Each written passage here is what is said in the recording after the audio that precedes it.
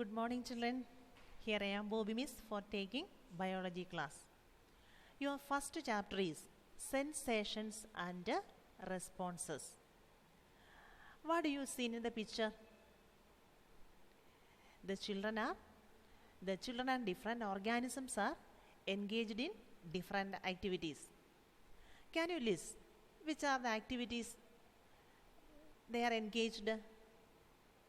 Yes, a child tasting a mango, a snail withdrawing its body into the shell when it is touched, birds are flying when the children coming near. Okay, can you say what are the factors that helps to respond these organism? They are taste, touch, cold, heat, etc. So we can say that the sense that evoke a response in an organism are called stimuli. Otherwise, we can say that something which cause a response to an organism is called a stimulus. So we can understand that all organisms are respond according to the stimulus. For example, what happen when we touch on a hot object? Yes, we suddenly withdraw our hands. So touch here, the touch is a stimuli and the withdrawal of hand is an example of response. So can you say more examples of stimulus? We can find out more examples of stimulus. Sometimes huge light coming towards the eye, we suddenly close our eyes or blink the eyes. And somebody touch from the back side, we suddenly look back. All these are examples of different types of stimulus. And the stimulus are of two types. They are not only external stimulus are also internal. Thirst and hunger are examples of internal stimuli. Then, do you know how does the body receive a stimuli?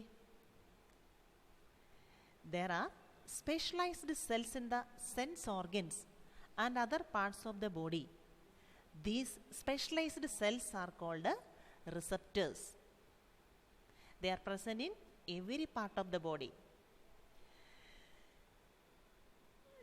These specialized cells are called receptors. Receptors, from the word itself, it is clear that to receive. And the receptors receive stimuli, and according to that, or at that time, impulse is generated. When the receptors that is present in different part of the body receive the stimulus. Stimulus, I already told that touch is a stimuli, heat is another stimulus, cold is an example of stimuli, and the receptor cells present in different part of the body, that is in the skin, eye, ear or nose, all these sense organ having different types of receptors. They receive different kinds of stimulus. And when the receptors receive stimuli, what is formed? An impulse is generated in the receptor cells. The impulses are actually the messages of the body. And according to this message, the nervous system control and coordinate all the actions. We know that we can engage so many activities at a time. Some of them are without our knowledge. So all these activities are controlled by which organ system? The nervous system.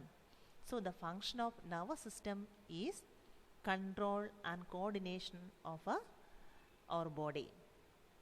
Then, do you know the main organs of the nervous system? They are brain, spinal cord and neuron or a nerve cell. Which are they? Brain, spinal cord and nerves. All these organs together control and coordinate all our bodily activities. And therefore, let's study about the structure of the basic unit of nervous system. Which is the basic unit of nervous system?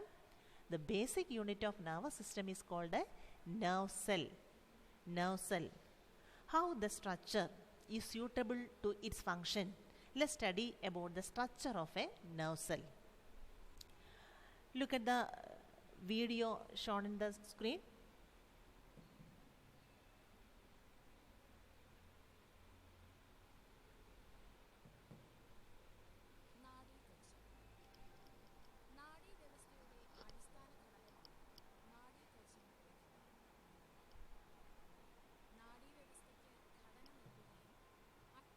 Okay, you are observing the structure of a neuron or a nerve cell.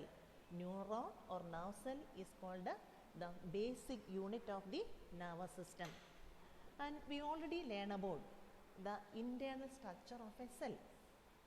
A cell having nucleus, cytoplasm, cell membrane, mitochondria, endoplasmic reticulum, etc. Like all other cells, the neuron also has a cell membrane, nucleus and a cytoplasm. Again, what are the other parts that is seen in a nerve cell or a neuron? Just observe the video again.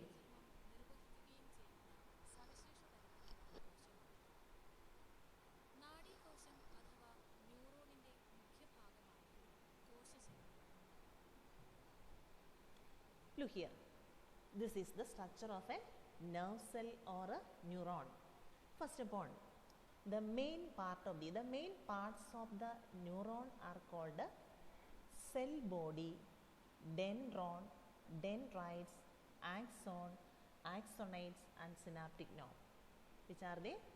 Cell body, dendron, dendrites, axon, axonites and synaptic nerve. Cell body. What is cell body? I already told that as a usual cell, as an ordinary cell, this neuron or nerve cell also contain nucleus and around the nucleus cytoplasm and cell membrane. So, this cell membrane, cytoplasm and nucleus together called a cell body. Okay. From the cell body, so many filaments are, short filaments are aroused. These short filaments are called dendron. Dendron. Observe the video.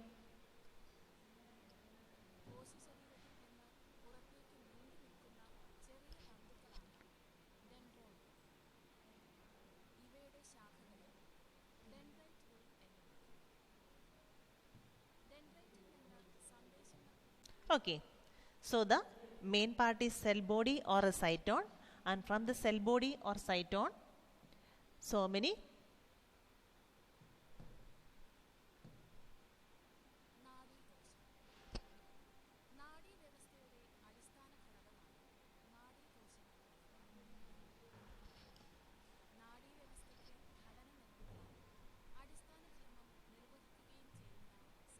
okay. Once again observe the structure of a nerve cell.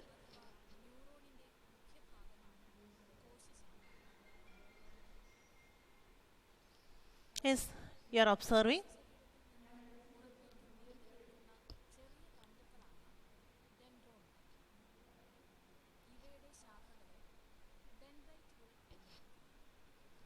Yes. So now we understand cell body, dendron and dendrites. The short filaments formed from cell body is called a dendron, and the branches of dendron are called dendrites. So what is the peculiarity of dendrites? The dendrites receive impulses from the receptors. The impulses are received by the dendrites, and these impulses are transmitted to the next part, dendron, and that goes to cell body. Okay.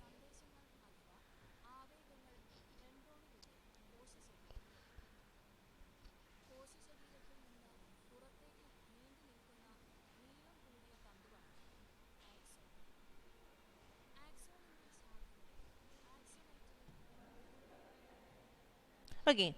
Then one of the filament formed from the cell body is longer than others. This longest filament is called the axon. Axon is the longest filament aroused from the cell body. And this axon also, again, it also have so many branches. The branches of axon is called the axonites. Axonites. The impulses that reach to the cell body are passed through the axon and reach to the tip of the axonite. And the tip of the axonite have another swelled structure. This structure is called the synaptic nerve. Look here. Can you see how the impulses are transmitted through a neuron?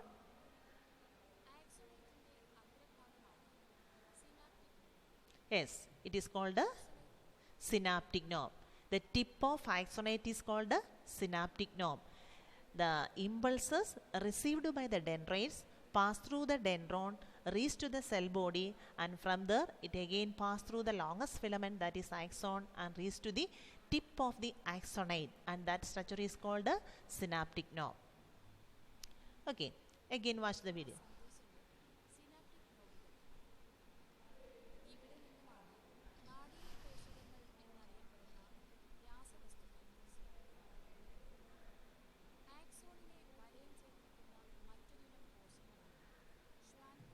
Yes, then another cell.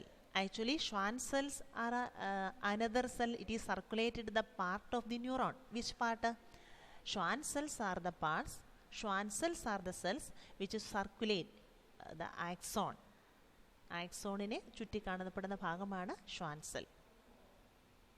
And the Schwann cell repeatedly covering the axon, and what is formed? Myelin sheath. Look here.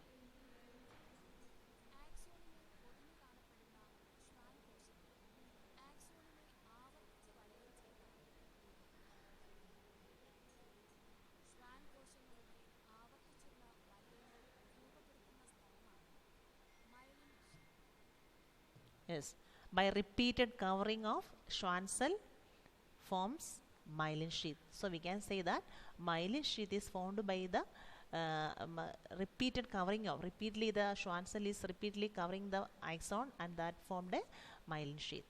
Okay, now